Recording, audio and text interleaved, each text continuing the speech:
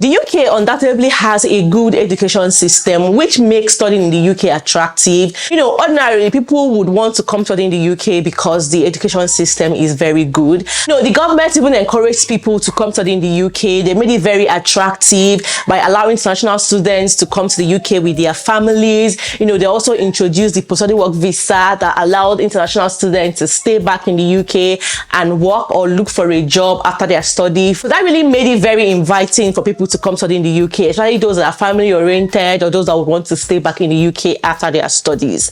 But guys, that is not happening anymore. With all the immigration changes that the government made recently, it's no longer as attractive as it used to be. There has been a huge decline in application for study in the UK because of all of these. If you look at this article that was just released, you'll see Newcastle University faces £35 million black hole as international student numbers decline. So this was from an email sent by the vice chancellor of the university to their staff to notify them of what is happening. So you will see that all these rules and everything happening really impacted this sector negatively. And you also notice that some students are leaving the UK because of all of these. And it seems like most students will still leave the UK. At least that's what it's looking like at the moment. So we're looking at why all of these things are happening in today's video, why international students are leaving the UK. Is it still worth applying to study in the UK? Trust me, we have a lot to talk about, so let's just dive right into it. My name is Tochi. You're welcome to my channel. Please give this video a thumbs up if you get value. Kindly share it to everyone that will benefit from it. And to all my returning subscribers, you guys are amazing. You're welcome back to today's video. If you're yet to subscribe, kindly do so because I share amazing content that you definitely love. So please consider sticking around with me. Now, why are students leaving the UK and why does it look like more students are going to leave the UK? Number one is the fact that IHS fees is very expensive. Sometime last year, the government increased IHS fees by 66%. So now, if you're applying for a post-study work visa, that is after you're studying in the UK and you want to stay back, right? You can, go through the graduate route because this allows students to stay back in the UK for 2 years. If you are doing your master's, you can stay back in the UK for 2 years and then 3 years for PhD students. Okay, this was a route that was introduced by the government for international students to be able to stay back in the UK to look for a job, just make it attractive for sound minds to stay back, to come and study in the UK and stay back in the UK. But guys, IHS fees is very expensive because as you're applying to study in the UK, you pay IHS fees, and then after your study, when you're applying for post-study work visa, you pay IHS fees as well. And now it is £1,035 per person per year. So currently this is what you have to pay if you're applying for the post-study work visa. And it's not only that you have to apply for your visa, you have to pay for your visa as well, pay your IHS fees and every other thing you have to pay for, which looks quite expensive, especially with those that are already in the UK with families before they stopped international students from being independent, right? So now those set of people, if they want to switch, they have to pay IHS fees for themselves, for their dependents as well. So now imagine you're paying this amount of money for your family. It could be a family of 3, 4, 5, okay, depending on the number of your family, right? So personally, I've seen this happen. Like I've heard people say we don't have money for IHS fees, and before the end of their study, they begin to look for other countries they can go to, or just begin to look for other alternatives as well because the money is really high.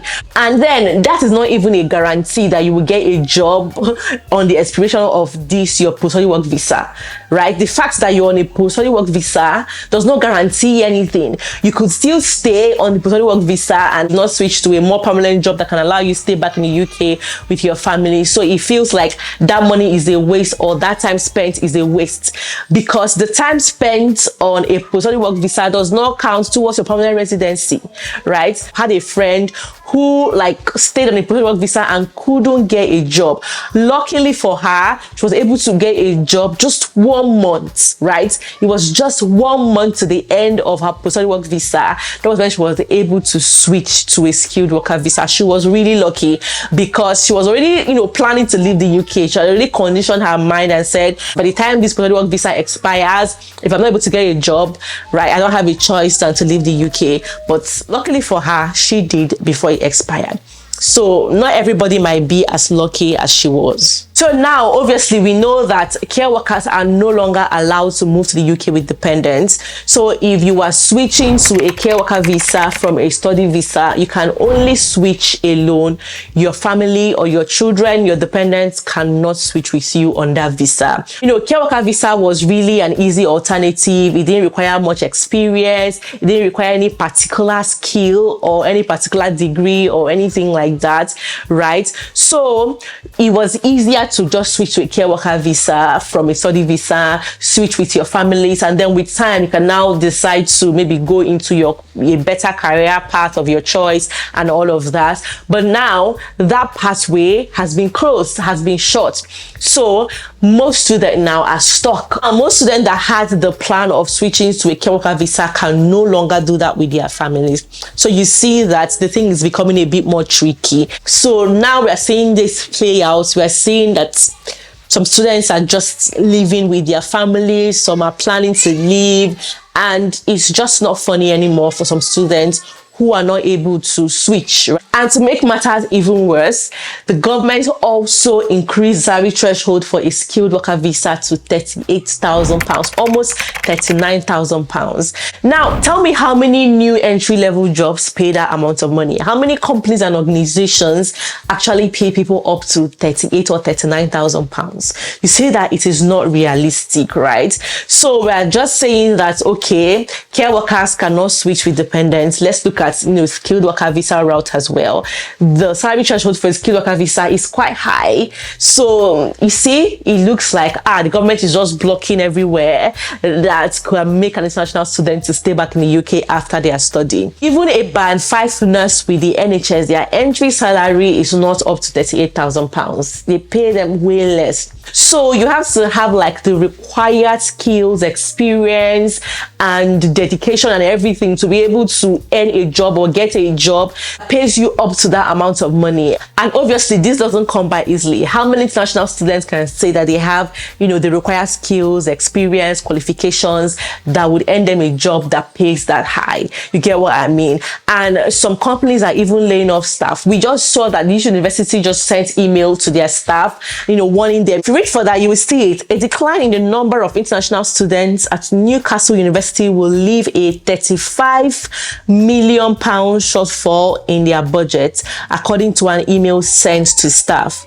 The university's Vice Chancellor, Professor Chris Day, told staff that there will be immediate cost-cutting measures, which include a freeze on changes to existing contracts, including requests for longer working hours and all of that, right? So if you go down, you just see that he's just telling them that, oh, see what's happening. We don't have as much money as we used to have anymore. So please expect anything. And because it's happening to Newcastle University, it's also happening to other universities as well, right? So some staff might be laid off. So you see that people in the UK are already laying off staff because of some of these things that are happening. What makes you think that they want to employ somebody at the entry level and pay you up to £39,000? You get what I mean? It's just, everything is just tightening up and it's making it a bit more difficult for students to stay back after their study. So that's why you see that some people who all of these did not favor are just leaving the UK, and more people will leave the UK as well. Talking about the government tightening up and just making things a bit more difficult for these sort of people to stay back in the UK, you will notice that this new government is just frowning at international recruitment and just blocking every way possible, right? We're still talking about the changes in the immigration rules and everything that the previous government did. This government is even doing worse. They have announced several times that they are going all out. There'll be sanctions for companies who are depending so much on international recruitment. People should focus more on training the locals in the UK, people in the UK, giving them the jobs, introducing apprenticeship opportunities and all of that, make it very attractive for people in the UK to take up jobs and they are just even limiting number of COS available, right? Yes, they're now limiting number of COS that they are giving out. You notice that a lot of companies that applied for sponsorship license are not getting it. Some of them who got it got limited numbers. They are just clamping down on migration. They are just making sure that they cut down migration to the barest minimum as much as possible. If you are current with the news, even from all of the updates that we've been making, you will see that they are kind of just trying to block or even restrict international recruitment in some sectors, right?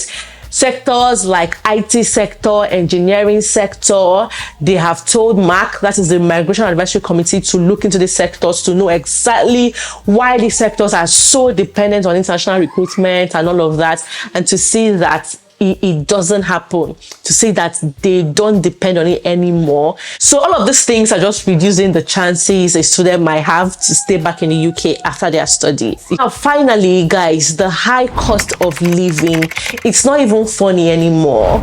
Just yesterday I went to Aldi and seeing the prices, the way prices are just doubling, I shed a tear. I'm very serious guys, because I'm like, what is all of this? How are people supposed to cope with the prices of things increasing every day? I tell you, if you go into a store today, the price you see there will be higher than what you will see tomorrow. Like, it's serious. Okay, weekly, when we first came into the UK, we could go for a weekly grocery shopping and spend £30, you know, £25, highest 35 or £40. But now we don't spend less than £90 for our grocery shopping, guys. You know, it's not even funny. I was like, how are people even coping? And salaries are not increasing. Guys, salaries are not increasing in this UK. So some people want to go to countries that pay higher. At least they'll be able to manage the high cost of living, because we know that yes, there's inflation everywhere, you know, cost of living is high everywhere, but there are countries that pay better. So if you're working, you're able to just deal with that because your salary is just enough. By the time you pay your bills, you still have enough money in your pocket to do some things for yourself, to eat at least. You know, I cried in Aldi yesterday because I'm like, God, please keep providing for us, because what is all of this? And for how long will this last? It's not even funny. The high cost of living is crazy, guys. I don't know, how are you guys coping wherever you are? You're living in the UK. How are you coping? How much do you now spend weekly on your grocery shopping and on your bills and everything you have to do for yourself, for your family, your children? Because it's crazy, guys. So you see that these are some of the things that some students will look at and say, okay, let's try some other countries that is fairer for us to just manage. At least you know that if you're working, you're going to earn a higher amount of money and just be fine, especially for healthcare professionals. You guys know that I recently visited the US and I heard how much some nurses earn, and I'm like, what? And when you compare that to what these nurses or these doctors earn in the UK, you see that it's not even close. So why would you blame a healthcare professional for leaving the UK and moving to places like Canada, US, and those other countries, Australia, that pay higher amounts of money? So if you have friends that have left the UK, if you have friends, colleagues, or people you know that have left the UK already because of some of those reasons I mentioned, or for some that I didn't even mention, please let us know in the comment section as well. I want to hear what you guys think about all of this that we've said today in the comment section. Thank you all for watching. I'll see you all in my next one. Bye.